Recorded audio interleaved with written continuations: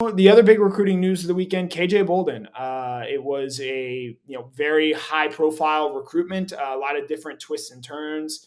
Clemson, Alabama, Ohio State, all very involved, all pushed hard for Bolden at various points in their recruitments. Late, we saw Auburn and Florida State enter the picture. Georgia as well there had remained consistent throughout it. And ultimately, he ends up committing to Florida State, as you saw on DawgNation last night, and as Brandon Adams and I talked about. Five-star player, number one safety in the country, I believe, prior to Dylan Raiola transferring in to Buford High School from Arizona. Raiola was Bolden Riley was the number one player in the state. And ultimately, he is electing to play elsewhere. And there's been a lot of talk and a lot of discussion about both Buford High School and Gwinnett County in terms of Georgia's ability, or rather inability, to recruit those areas and what it means going forward. I'll say this here, and again, we've talked at length about Bolden on multiple shows already, and we'll probably continue to do so in the coming days here, given he is just sort of that type of a recruit. The Buford thing, I don't put a whole lot into that.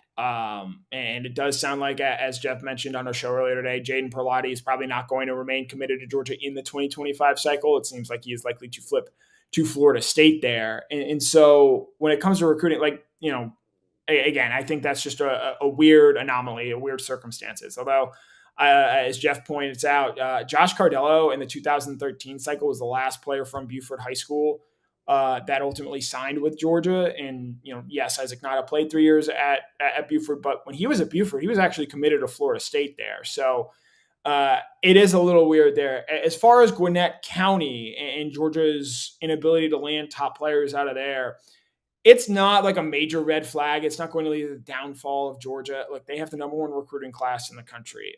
They are able to go into any high school in the country now and recruit players and have a serious sway and pitch with them.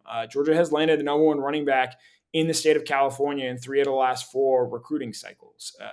Del McGee, Todd Hartley, Stacey Searles, Fran Brown can go across this country and find and land great players for Georgia to come play for them. They have recruited at a national level long enough now to where it's not really a concern moving forward. And it's something that Georgia has proven it can do on a year in, year out basis. This isn't 2019 and 2020 anymore. When we first sort of saw this shift away from leaning heavily on in-state players, they've now been targeting more aggressively out-of-state players for a couple of cycles now. And the only reason it was sort of disrupted was because of COVID and what that class and those 21 and 22 classes were able to do in terms of recruitments, in terms of visits, in terms of seeing schools and schools going out and seeing other players.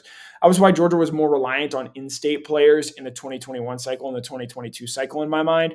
And as things have renormalized in the 2023 and 2024 cycle, you've seen Georgia once again go out there and be unafraid to spend and win big in those sort of national type recruitments.